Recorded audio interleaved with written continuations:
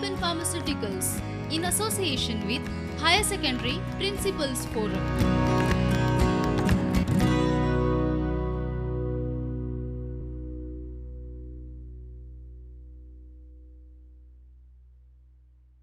Hello students, and a very warm welcome to this lesson of Business Studies with me. My name is teacher Annette Lobo and I am from St. Xavier's High Secondary School, Mapsa. I hope that all of you are keeping well and are keeping yourself updated with the latest lessons in Business Studies. So today, my dear students, we are going to proceed with yet another chapter in Business Studies titled Directing. So from this chapter, dear students, this is what we want to achieve, the learning objectives. After studying this chapter, you should be able to explain the meaning of directing and be able to understand the importance of directing in management. We will also be studying 4 elements of directing, namely supervision, motivation, leadership and communication. In supervision, we will learn the meaning of it as well as to understand what is the role and function performed by a supervisor. Next, we will also learn about the meaning of leadership and what are the qualities required to be a good leader. We will also brace upon the meaning of motivation in management and Abraham Maslow's need hierarchy theory of motivation, how that is relevant to us in management. We will also learn to understand the different financial and non-financial incentives used by management to motivate their employees. And lastly, we will look at communication, that is meaning, and we will look at what are the blocks, the barriers to communication that occur when we communicate, as well as we will look at how to overcome those barriers to communication. So let us begin now, students. We will divide this into 3 parts. We will begin with part 1, the meaning, importance of directing, the concept of supervision and concept of leadership. What do you see on the screen, students? Does it remind you of anything? I'm sure you have guessed it right. You can see someone seated on a chair looking like a film director, exactly. And you can see the scene right there, which is showing some actors trying to perform a particular act. What do we realize when a directing of a film is going on? The director is giving some instructions, guiding, supervising, motivating those actors to give their best while they are performing that action. He's not just sitting in the chair and watching what is happening. Sometimes, if you have seen behind the scenes the clips, you will see the director gets out from his chair, goes near the actor and actress and tries to depict how he is expecting the act to be performed. What is that, students? It is the act of supervising, instructing, motivating them to perform the task perfectly and to the best possible manner. That is exactly what a manager does in an organization. You, my dear students, are the future managers, the future CEOs of your company. And let us understand this very, very important task of the function of management, that is directing. So far, you have studied the function of planning, organizing and staffing. In the last chapter, you realized that staffing is hiring the required human element in the organization. But what good is it to hire the right people without telling them what is to be done?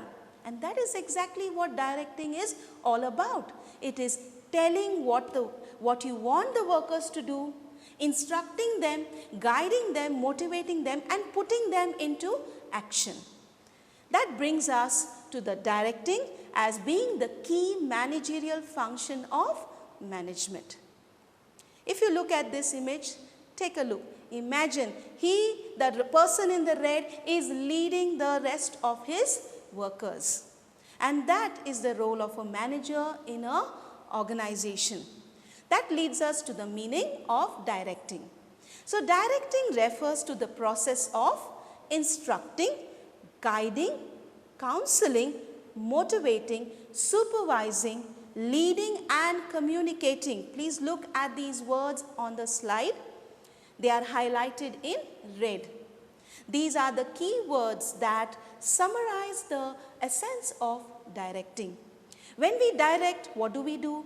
We are speaking, we are guiding, we are instructing. We need to communicate, we need to motivate our workers, we need to lead our workers in order to contribute their best to the organization in order to achieve the goals. So directing is simply put as telling the subordinates what to do, how to do, and seeing that they perform it to their best of their abilities. Sounds very simple? Sounds achievable? Yes, it is. With the help of the 4 elements of directing, you can be successful in directing your employees. So what does directing really involve, students? It involves telling people what is to be done and explaining to them how to do it. A teacher directs the students in the class when she is teaching the students, right? So also, if you look at in an organization environment, the manager needs to tell his workers what he is expecting him or her to perform. Otherwise, there will be doubts, there will be a block in the mind of the employee as to what is expected of him while he is performing the job. There may be some clarifications that he wants. And that is what directing involves, guiding and telling your subordinates and telling them what they are expected to do. It also involves issuing instructions and giving orders to your subordinates. When it comes to giving orders, students, I would like to say, what is better to do? Motivate your workers to do things or to order them? There are ways to get things done. There are ways to get things done, I am repeating. If I order you to do something, you may just about obey it, but not do it willingly from your heart. And that somewhere affects the outcome of that work. Can we say this in an organization? Exactly. If we order our employees, they may do the work, they may obey you. But are they willing to contribute it from their heart? Will it not affect the outcome? Indeed, yes, it will. Think about it. When we do things willingly, voluntarily, the outcome is going to be very different and much higher than just being ordered to do some work. How do we achieve this? How do we bring about the willing spirit of the employee? By motivation, by our leadership skills, we can motivate our employees to bring about that willing spirit in them. It also involves inspiring our subordinates to contribute towards the achievement of organizational goals. You supervise the activities. What is supervising? Teacher supervises, for example, students in the class when they are answering an exam. So also, when you are performing a work, your manager is supervising you so that he can indicate whether you are performing the job correctly or not. In case he finds that there is something which is going wrong, then under supervision, he or she will guide you to improvise those actions in order to lead you towards improvising your work. Providing leadership and motivation. We have seen that constantly, that in directing, we need these elements to be successful in directing. So let's move ahead with importance of directing. Is directing important? Definitely yes. What is the essence of directing in management? We will go through these points which are stated on the slide. So first one, helps to initiate action. Directing is that function of management that is going to help the worker to understand what he is supposed to do, what is expected from him. It is putting the plan into action, basically. Secondly, it integrates employees' efforts. There are so many employees in the organization. So it is very important to combine their efforts and lead them towards the fulfillment of the organizational goal. How can we integrate their efforts? We can integrate their efforts through our leadership, motivation skills and our communication skills. We can also look at guiding employees. Directing is important because we can identify what are the potentials of our employee, what are their capabilities, and motivate them to drive themselves up to the expected level and their abilities. So it's very important to guide your employees to fully realize their potential and capabilities. Going further, it facilitates introduction of required changes in the organization. We know that there are a lot of changes taking place in the organization. I'll give you an example, students. In banking, suppose we introduce the usage of technology in banking. Initially, you will find workers will resist that change because they are hesitant. What is that new environment going to be? Whether they can perform or no. They will have doubts in their mind. Some are not qualified to also apply that technology. How do we help them to overcome this anxiety? How do we help them to overcome this fear in their mind? Through the process of directing, that is leadership, motivation, communication and supervision, the 4 elements. We are going to help them bring about this change smoothly into the organization.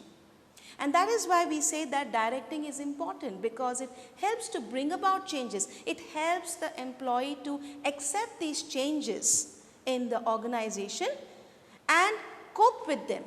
And lastly, it brings about stability and balance in the organization, ensures that there is a smooth functioning in the organization. So I hope that the importance of directing is clear to you. Let us proceed ahead, students. The 4 elements of directing are supervision, motivation, leadership and communication. We are going to learn about each of these elements separately, beginning with supervision. What do you see in the image right there, students? Yes, you can see someone scanning with a screen. He's looking closely to the employees. Well, that's not actually what a supervisor really does, goes in close, connect to, but what is he doing? He is observing work that is taking place in the organization. He observes the employee and tries to see whether the employee is performing his or her task in the required manner. Okay, so let us first understand the meaning of supervision. Supervision, please look at the words highlighted in red, which summarize the meaning of supervision. It implies instructing, observing, monitoring and guiding the subordinates at the workplace to ensure that the plans and procedures are implemented as intended. Highlighting the words observing, monitoring and guiding the subordinates. It also is a process of guiding the efforts of employees in order to accomplish desired objectives. So basically, what is the role of a supervisor, or what is the task of supervision? It is to instruct, guide and monitor what your subordinate is constantly doing. What is the importance of supervision? Why is it important in the organization? Consider so many departments, so many employees are working in the departments. There is a constant need to observe whether what they are performing is being done correctly or not. find that there is something going wrong, if you find that that person requires correction or training, then the supervisor will ensure that he clarifies doubts, that he makes the person to understand in a better way what is expected of him. So these points which are listed here highlight the importance of supervision. How does this question come for the board exam now? It can come as explain the importance of supervision or discuss the function of supervisor. Okay? So let's go through the points and understand what really is the importance of supervision. First and foremost, the supervisor maintains day-to-day contact with the employees. You agree? He is the one who is in most close contact with the employees, since he is making sure the work gets done. Right? He maintains a very friendly relation so that they feel that he is approachable if they have doubts, if they want some clarification, if they want to understand something better, they can feel that he is approachable. So friendly does not really mean that he just sits and laughs around the place. No. Friendly here means that he makes himself approachable to the employee so that the doubts can be clarified by them. He acts as a guide, a philosopher, a friend to the employee. This kind of assurance, this kind of confidence that he builds and the relation he builds with his subordinates helps them to come forward and clarify their doubts. Secondly, he acts as a link between the top management and the workers. The top management, they are framing the rules, they are framing the policies, they are framing the objectives. The supervisor is the individual who translates the meaning, who explains the meaning of those policies to the subordinates, to the workers. He ensures that whatever are the plans framed by the top management are going to be executed by the workers. Now that is how he is acting as a link on one hand to the top management, conveying the policies, the plans and objectives of the management to the workers. Secondly, he acts as a link for the workers to the management. And how is that? If the workers have any grievances, any problems that they have encountered when they are performing that particular task, then he is the best person to convey it to, so that he can pass on these grievances to the management, so that the same mistakes, the same errors, the same problems do not repeat, do not reoccur, and the management will be able to frame better policies and frame the objectives in a better way. Because finally it is the worker who executes the task. It is important to get a feedback from your workers to understand whether what the management planned was really executed in the desired manner or there were hurdles in the way. So the workers' grievances, the workers' problems, the workers' suggestions are taken up by the supervisor and conveyed to the management. This is how a supervisor will act as a link between the workers and the management. Now let's look at the third point, okay? Maintaining group unity amongst the workers. As you know, the supervisor is in close contact with the workers in the organization. Sometimes there are disputes, sometimes there are misunderstandings between the employees. So it is his role, it is his task to try and resolve those disputes, to try and bring harmony amongst those employees. Fourth point, ensures performance of work according to the targets set. Now, it is the task of the supervisor to make sure that the task is achieved within the time limit set by the management, ensuring that there are no wastages that are occurring, ensuring that if there are anything going wrong, he is going to ensure that the targets are met effectively. He provides good on-the-job training, okay, to the workers constantly. He's taking rounds. He's observing what is happening. He goes on a round, observes. If he finds that something is not up to the level, then he will convey it to the employees. He's a key role in influencing the worker in the organization, and lastly, he analyzes the work. He gives feedback to the workers. He appreciates their work through his leadership skills, through his communication skills. He is going to lead the workers to perform to their best. Interesting to note how important is the role of supervisor in accomplishment of goals. So hope that the concept of supervision is clear to you. Once again, the concept of supervision is instructing, observing and monitoring your subordinates. And we also look at overseeing the work of the subordinate and ensuring that they accomplish the organizational goals. We also looked at the importance of supervision, that is acting as a friend, philosopher, a guide, maintaining a link between the management and workers, providing on-the-job training, taking feedback, ensuring goals are accomplished, and maintaining group unity and providing on-the-job training to the workers. Okay, moving ahead now, students. Moving ahead, take a look at the screen. Try and identify these very famous individuals. I'll give you a few seconds to do that. By now you must have identified them. You're right. You can see Barack Obama, our very own Prime Minister Shri Narendra Modi ji. Then you have Donald Trump, the President of US on one side.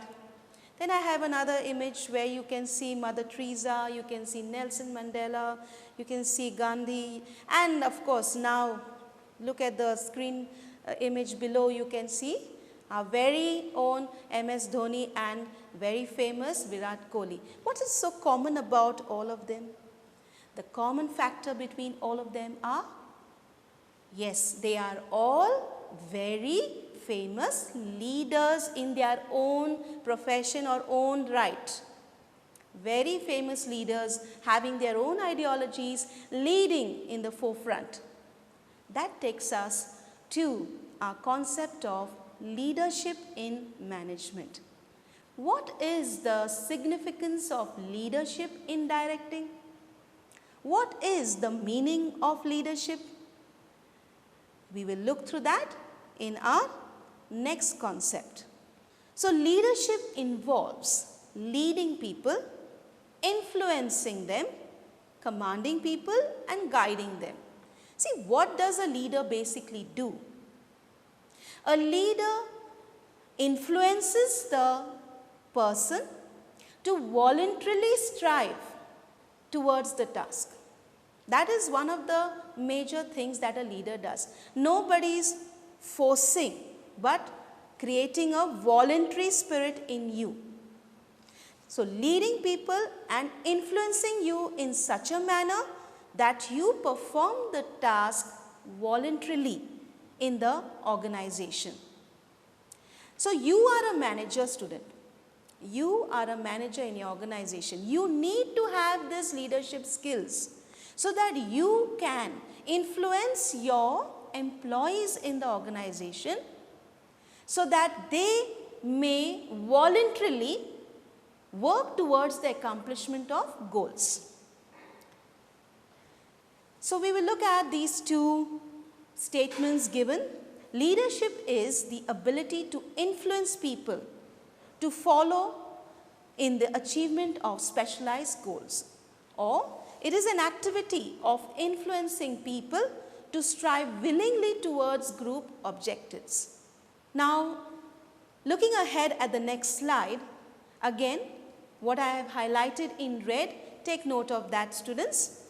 In the management context, what is leadership? Let us see. Let us read further. Leadership is the ability of an individual by which he influences the behavior of employees in such a way that they start working automatically at their full capacity with their own will without any pressure from superior. I'll give you an example, students. What is better, if you take your book and study on your own, or someone forcing you to sit and study?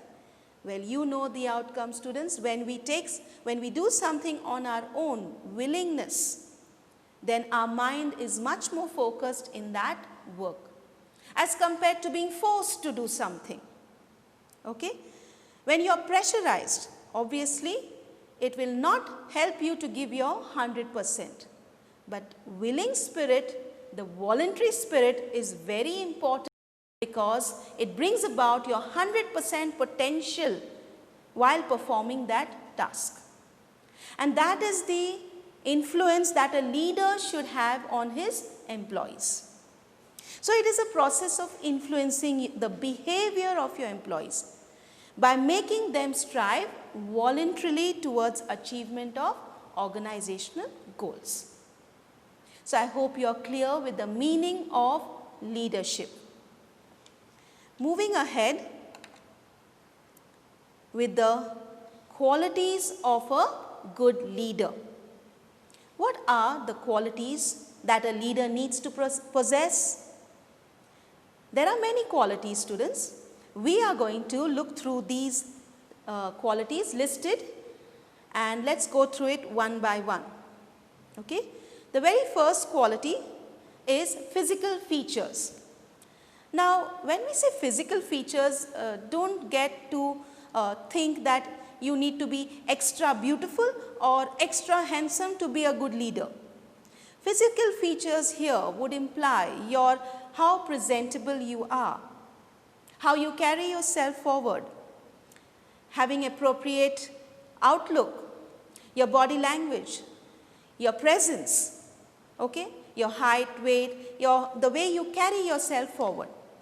Knowledge. Does a leader require to have knowledge? Of course. You are going to lead your employees. You need to have knowledge about the work. You need to be able to understand what you are speaking. It makes some sense to them. So having a background knowledge is very important to be a leader. Integrity, that is your honesty, your sincerity, and your initiative skills, that is taking the first step without being told. That is a leader.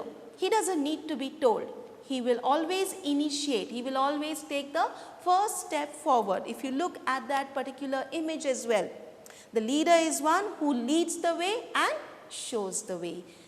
Then comes your communication skills.